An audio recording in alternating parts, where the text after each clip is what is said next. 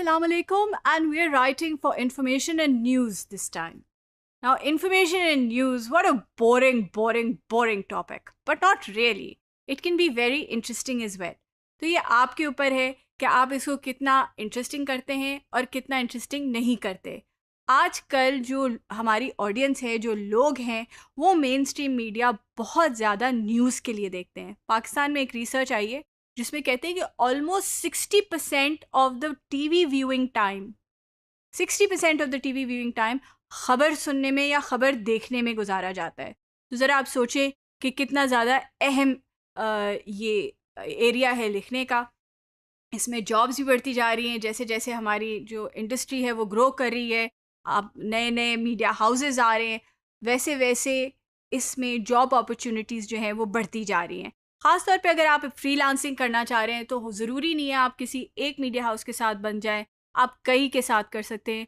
And with freelance, specially when you doing it online, the world is open to you. So if you can write well and you can grasp the techniques that we are going to share today, you will be able to do well as an information and news writer, because there's something happening all the time and you have to write about this all the time. तो अगर हम definition लें, information and news की चीज़ ये है, a piece of writing that is written with an aim to inform and create awareness about a certain topic. यानी कि हमने खबर देनी. बहुत सिंपली बात ये है कि हमने लोगों को आगाह करना है किसी चीज़ से, अवेयरनेस देनी है, उनकी इन्फॉर्मेशन में इजाफा करना है, उनको ये बताना है कि क्या हुआ, कैसे हुआ, कब हुआ, किसने किया, कौन कौन था. ये सारी चीज़ें जो है एक टॉपिक के ऊपर, चाहे वो पॉलिटिक्स है, चाहे वो मौसम का हाल है, चाहे वो स्कूल के बारे में है, एजुकेशन के बारे में है, किसी इवेंट के बारे में है, कोई भी ऐसी खबर जो आप देना चाहते हैं उसके बारे में आपने ये बताना है कि वो क्या हुई और उसमें कौन कौन शामिल था, कब हुई, कैसे हुई. This becomes informational and news. It has to have news value और news worthiness. Now what is news value and news worthiness? यानी कि उससे आपकी इंफॉर्मेशन में इजाफा हो रहा है, वैल्यू ऐड हो रही है. So you are actually learning more than you knew before. So there is an increase in knowledge once you learn about it, and that knowledge is valuable for you. आपको कोई फ़ायदा हो रहा है. अगर मुझे आप बताते हैं कि जी अब से कुछ घंटे बाद बारिश होने लगी है, इसमें मेरा फ़ायदा है क्योंकि मुझे पता होगा कि मुझे छतरी लेके जानी है, मैंने फ़ैसला करना होगा कि मैंने जाना है कि नहीं जाना. तो इसीलिए information in news becomes very important. So how do we write for it? As I've been saying in many of my sessions, and we will keep saying this, where mainstream media is concerned and especially journalism is concerned, we have to keep it simple. अब keeping it simple बहुत एक vague सी चीज़ है. क्या मतलब keep it simple? ये तो कुछ भी हो सकता है, हर कोई कहता है. इसका मतलब क्या है? इसका मतलब ये है कि आप सारी information gather करें और मेन चीज़ें जॉट डाउन कर लें. हम एग्ज़ाम्पल लेते हैं. एक बिल्डिंग में आग लगी, तो आपने सारी इन्फॉर्मेशन ली. आपने कहा कि कहाँ आग लगी, कितनी बड़ी आग थी, कैसे लगी, बुझ पाई है, अभी तक चल रही है, कैसी है, कितने लोग उसमें इन्वॉल्व हैं, क्या कोई लोग हैं वहाँ, खाली बिल्डिंग थी, किस चीज़ की बिल्डिंग थी. ये सारी इन्फॉर्मेशन जो है आप जाके एट सोर्स या किसी से पूछते हैं या इन्फॉर्मेशन गैदर करते हैं. जब हम बात करते हैं इन्फॉर्मेशन पूछने की, तो इसका मतलब है हम इंटरव्यू कर रहे हैं. We are interviewing the relevant people, जो आई विटनेसेस थे, जो उसके ज़िम्मेदार थे, जो ऑर्गेनाइजर्स है, जो पुलिस वाले हैं, फायरमैन हैं, बहुत सारे लोग हैं जो एक फ़ायर के बुझाने में या एक फ़ायर जब बिल्डिंग पे लगी होती है वहाँ मौजूद होते हैं, मुख्तलिफ रोल्स प्ले कर रहे होते हैं. हर उन इंसान से आपने इंटरव्यू लेना है, उनका पॉइंट ऑफ व्यू लेना है. उसके बाद you have to take out the important news. What is the important news in that, वो टिक करें. और जो आपने कोटेशंस लेनी है, कोटेशंस आर वेरी इंपॉर्टेंट. क्यों कोटेशन इंपॉर्टेंट होती है इंफॉर्मेशन और न्यूज़ में? इसलिए क्योंकि वो वैलिडिटी देती है आपकी ख़बर को.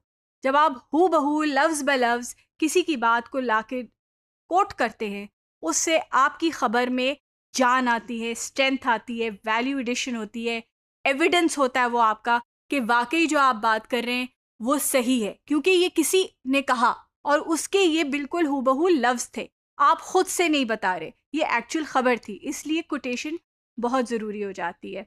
Establish an hierarchy of importance, यानी कि कौन सी खबर सबसे पहले आनी चाहिए, सबसे ज़रूरी है, उसके बाद कौन सी, उसके बाद कौन सी, उसके बाद कौन सी, यानी कि you have an hierarchy of importance in news. Know your audience, आप किसके लिए लिख रहे हैं? बच्चों की खबर है, बड़ों की खबर है, बूढ़ों की खबर है, किसके लिए इंपॉर्टेंट है ये खबर? जो लोग कराची में बैठे हैं, जो लोग लाहौर में बैठे हैं, पूरे पाकिस्तान में बैठे हैं, दुनिया में बैठे हैं, आपकी ऑडियंस कौन है जिसको आप ये खबर सुनाना चाह रहे हैं, जिसके लिए ये मीनिंगफुल खबर होगी? एक खबर हर किसी के लिए इंपॉर्टेंट नहीं होती, बहुत कम ऐसी खबरें होती हैं जो सबके लिए इंपॉर्टेंट हो, मगर आपकी एक ऑडियंस होती है जिसको आप एड्रेस कर रहे होते हैं, इसलिए आपको लिखना होता है। Which publication are you writing for, यानी कि कौन सा अखबार है जिसके लिए आप लिख रहे हैं।